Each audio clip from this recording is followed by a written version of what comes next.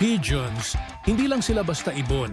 Sila ay mga atleta, kaibigan, at bahagi ng kasaysayan. Ako si Jaime Lim at welcome sa Pigeon Talk 101. Okay, para sa mga na-visit mo lock, meron ba yung magagandang lock sa lahat na ito? I think 9 plus 4, 13, 14. Sa 14 locks na you had visited, meron bang magandang lock na napakalaki lock? Meron, isa lang. Sir, yun na sir. Si Boss Ruben Ocampo, as Sorry. PHA member. Okay. Oh, big look yan talaga eh. Aha, Di ba? Okay. Pero, PHA member pa si Sir Noveno ka? oh, Ito PHA ba member yung yan. nag-auction ng malaki? Yes, yes. Okay, okay. Yes. So, magandang bloodline niya. So, Yes. bumibili siya ng magandang bloodline. Ito na pala niya. So, congratulations, Ruben. So, Yes. So, 8th place po siya ngayong season na. ano yan?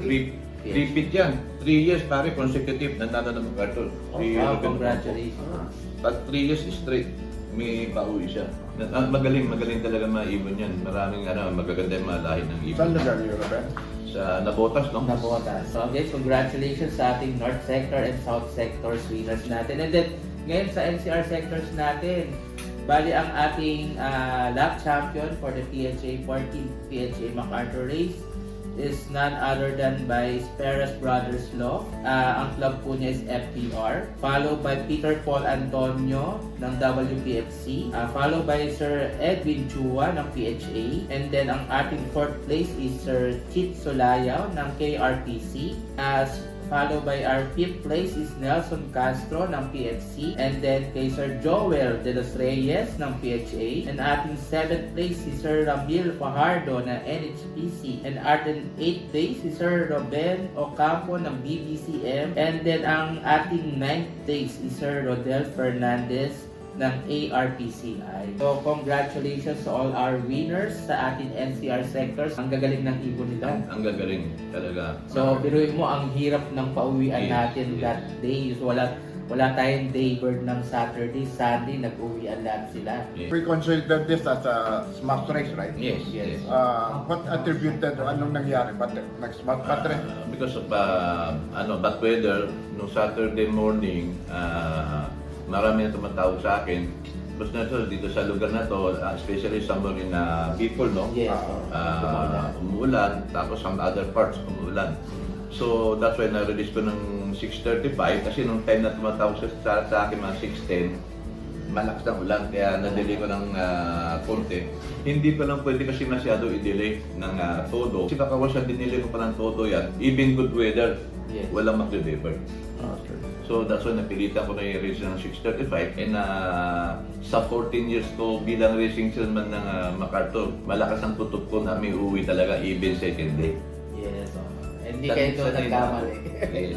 Oo. Yeah, So, yeah. yearly naman is marami naman tayo nakaka-uwi every year. So far, wala naman tayo na-encounter sa ngayon na zero talaga yung Yes, clocking yes. natin. Yeah. So, thankful Never pa pa tayo naka-encounter na zero clocking.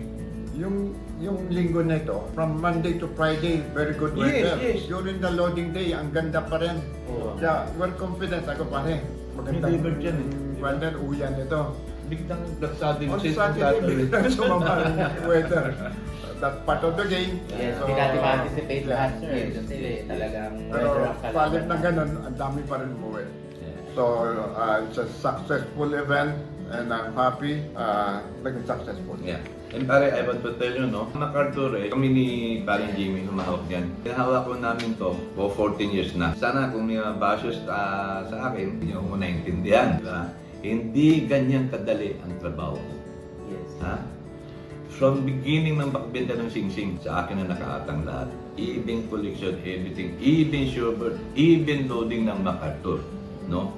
Hindi kanyang kadali. Kung may pagkukulang ako sa loading or what, kapaumanin nyo ako. Bigyan nyo ng kunting pasensya. Hindi kanyang kadali. Especially sa loop visit. 14 years na ako nag-loop visit. Baka hindi nyo alam. Baka yung iba bagong sali na ko yun. 14 years. In the previous years, sana natin si Jimmy not nag-loop so visit busy at that Sir time. Egay No? din, kasama Sir din Egay. natin. So, yung naging busy sila, ako na lang. Di ba? Hindi rin ganyan kadali mag-loop visit. Kung makikita nyo yung video, kung paano umakit na hagdanan na matari, no? Yes. Mahirap. And besides, matanda na ako. Baka hindi ko nga kayang yung mga ibang pupuntahan, pare, ang hirap eh. Di ba? Ako, kaya ko ginagawa yan. Dahil sa passion ko, ang kalapate. Kaya gusto ko, masaya tayo lahat. Okay? Ako'y nagpapasalamat dito kay Paring Nelson. Kundi sa kanya, because lately I'm so busy with my work. Ang dami kong bagong companies. Hindi sa tulong ni Paring Nelson, mahirapan ako talaga dito to make this successful. Thank you, Patrick. Thank you, pare. So, Thank you ganyan for trusting me, ka-dedicated talaga si Boss Nelson Chua sa ating pigeon industry. So, makikita nyo from the day 1 hanggang ngayon, nandyan pa rin si Boss Nelson Chua para sa PHA MacArthur. So, hindi ganon kadali ang trabaho ni Boss Nelson Chua as racing chairman. Kasi lahat sa kanya nakaatang lahat. Siya talaga ang kumikilo, siya ang hands-on. Saka makakita na hands-on mula day 1 hanggang 14th year ng MacArthur. Straight yun na, straight. From selling of bands, Pati up to selling ng inspection, up to awarding. Yes, oo. Everything. No? And then siya din ang nag-aano ng mga clubs, ng mga new clubs na kukuha ng Yeah. MacArthur sa kanya lahat. So hindi po talaga biro yung trabaho ni Boss Nelson Chua sa ating pigeon industry. Hindi lang Regarding yan. that, yes. Yung pagsisingil na mga entry fees, Yes. napakahirap talaga. Sobra. Pagdating sa singilan, sobrang hirap talaga. Yes. Naunawa ko si Boss Nelson Chua kung bakit kailangan niyang mag-decide kasi syempre kailangan din natin maglabas ng mga papremyo kung magkano yung prices natin Yeah. for this season. So hindi kadali yung trabaho ni Boss Nelson Chua para maningil sa mga clubs. Kaya pasensya lang kung nagre-pressure pa siya. Sabi, pare, pupunta ng Japan tomorrow. I need to compute na the prices because I want to post yung prices on the loading day. Yes, yes. Para transparent tayo. Kasi if I post it after, baka sabihin niluto. What? Kaso, sabi niya, hindi pa nagbabayad. Kasi every time, prior ng karera natin, prior ng araw ng business natin, may price na tayo, no? Malalaman nyo ng mga prices ang tatamaan nyo, champion, second place, gano'n, lahat, everything nandyan na yan. So, that's why, kailangan masingin muna namin lahat ng payment na lahat ng club. Para ma-compute. Yeah. I'd like to inform you about the prices. This is what happened. Ang PHA hindi kumikita sa MacArthur.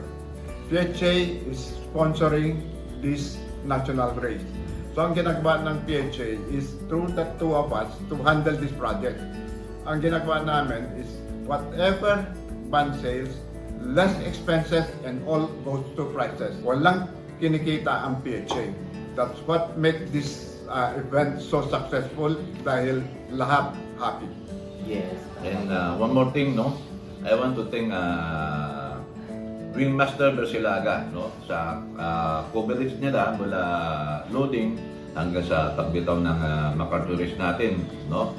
And isa pa, lalo na si paring Mark Convento, may-ari ng Mapsik Lacking. Yes. What he told me is, last season na raw niya ito. I-close na raw niya yung Mapsik. Ayun na. So, nakiusap ako sa kanya. Tari, kung ayaw mo na paggamit ng Mapsi sa mga clubs, huwag mo iwanan ng PHA MacArthur. Yes. Okay naman siya sa akin. Pigeons, hindi lang sila basta ibon. Sila ay mga atleta, kaibigan, at bahagi ng kasaysayan. Ako si Jaime Lim, at welcome sa Pigeon Talk 101.